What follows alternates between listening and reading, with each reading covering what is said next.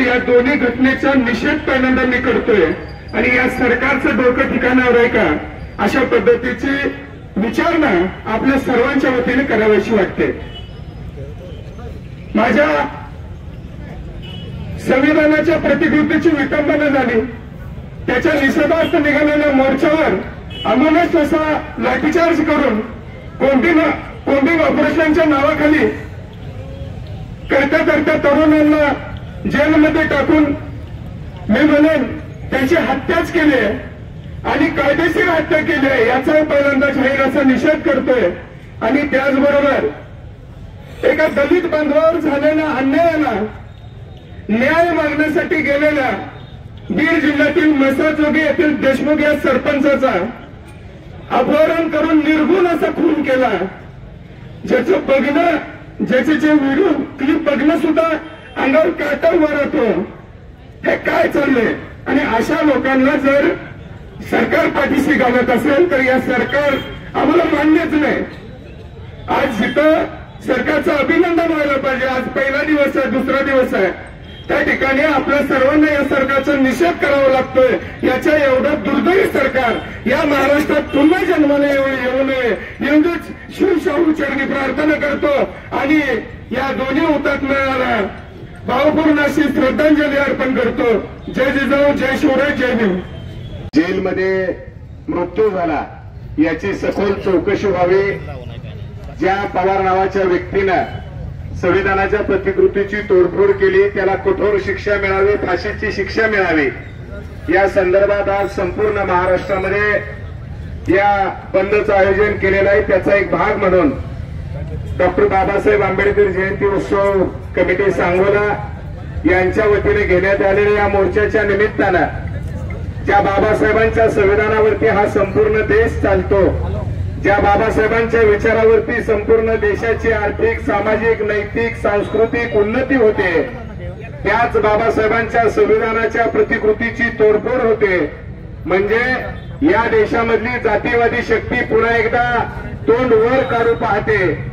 त्याचा जाहीर निषेध करण्यासाठी, धिक्कार करण्यासाठी आणि वकिलीचं शिक्षण घेत असलेल्या सोमनाथ सूर्यवंशी नावाच्या विद्यार्थ्याचा या कोम्बिंग ऑपरेशन मध्ये मारहाणीमध्ये मृत्यू झाला, याची सखोल चौकशी व्हावी, त्याला न्याय मिळावा आणि समस्त बहुजन या देशातल्या, महाराष्ट्रातल्या बहुजन बांधवांची जी पोटतिडीक आहे, अर्थ किंकाळी, याला न्याय देण्यासाठी आपण सगळ्यांनी मैदानामध्ये आलेलो आहोत। मैदानामध्ये आलं पाहिजे आणि आपल्या न्यायाची, हक्काची लढाई आपण सगळेजण बाबासाहेबांच्या विचारानं पुढे घेऊन जाऊया। या प्रसंगी मी पुन्हा एकदा या घडलेल्या घटनेचा सकल मातंग समाजाच्या वतीनं जाहीरपणानं निषेध व्यक्त करतो, या घटनेचा धिक्कार करतो आणि आपण घडलेल्या अन्यायाच्या विरोधात वाचा फोडण्यासाठी सगळेजण कटिबद्ध राहूया अशी भावना व्यक्त करतो आणि थांबतो। जय भीम, जय लवजी। अस्तित्व संपादन करतो। परभणी येथे डॉक्टर बाबासाहेब आंबेडकरांच्या संविधानाच्या शिल्पाची जी तोडफोड झाली त्याचा प्रथमतः निषेध करतो। त्यानंतर त्या तोडफोडीत आंदोलकाचं स्वरूप घेऊन पोलिसांनी कॉम्बिंग ऑपरेशनच्या नावाखाली आपल्या ज्या वकिली करत असलेल्या विद्यार्थ्याची तुरुंगात असताना हत्या केली। प्रथमतः त्या घटनेचा निषेध करतो। निषेध करून न थांबता मी सर्वांनाशी म्हणजे सांगू इच्छितो की तुरुंगात हत्या होत असेल तर हे प्रशासन करते काय? कॉम्बिंग ऑपरेशन म्हणजे काय? कुणावर जबरदस्ती करून नेऊन तुरुंगात मारायचं नसतं।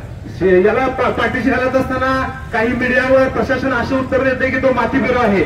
मातीपुरू मी सरळ सांगू इच्छितो, मातीपुरूने फक्त संविधानाची शिल्पाची तोडफोड का केली? त्याने एखाद्या हिंदुत्व देवी देवतांच्या जाऊन तिथं त्या मंदिरात का तोडफोड केली नाही? तो मातीपुरूंनाही सरकार या गोष्टीला पाठीशी घालण्याचा प्रयत्न करते, त्या सरकारचा प्रथमतः धिक्कार आणि निषेध करतो। मित्रांनो, या आपल्या वकिली करत असलेल्या विद्यार्थ्यांना सर्वांच्या वतीने मी विनम्र अभिवादन आणि श्रद्धांजली वाहतो आणि जे कोण याच्या पाठीमागे असतील त्या सगळ्यांना याचा शोध घेऊन त्यांच्यावर तत्काळ कारवाई करावी। मी तर अशी मागणी करतो की तेथील कलेक्टर असेल, तेथील पोलीस एसपी असेल, त्यांच्या निलंबनाची आपण मागणी केली पाहिजे। कारण का ही हुकुमशाही राबवल्या वरिष्ठांचा किंवा प्रशासकीय यंत्रणेच्या दबावाखाली येऊन हे कोम्बिंग ऑपरेशनचा निर्णय घेतलेला आहे. कोम्बिंग ऑपरेशन असतं किती दिवस याचा आपण विचार करायला पाहिजे. खरं तर एवढं बोलून मी थांबतो. जय भीम, जय भारत. याचा मी जाहीर निषेध करतो. मित्रांनो, बघाय केलं तर आज तिथं म्हटलं जात आहे, सरकारी सांगितलं जात आहे की ते माते फिरू आहे. बापूसाहेब तुम्हाला सांगतो, परभणीच्या 100 मीटर अंतरावर सावरकरांचा पण पुतळा आहे. तो जर माता फिरू असता तर सावरकर यांच्या पुतळ्याची त्यांना तोडफोड केली पाहिजे होती. बाबासाहेबांच्या संविधानाची तो आज तोडफोड करतोय, म्हणजे हा जाणून बुजून केलेला, हा जातीवादीने केलेला हल्ला आहे. मित्रांनो, आज बाय गेलं तर सरकार आज दुसरा दिवस आहे. 2 दिवसापूर्वी गेलं तर महाराष्ट्रामध्ये, राज्यामध्ये वेगवेगळ्या घटना घडण्याचं काम या राज्यामध्ये होतंय. खरं ते एक संविधानाला आणि महाराष्ट्राला हे लागलेलं कीड आहे सरकार. त्यामुळं या सरकारचा मी तमाम महाराष्ट्रातल्या होणार समाजाच्या वतीनं मी याचा धिक्कार असा निषेध करतो आणि त्या कुटुंबाला न्याय मिळावा अशी मी आपल्याला विनंती करतो आणि मी 2 शब्द थांबवतो. जय हिंद, जय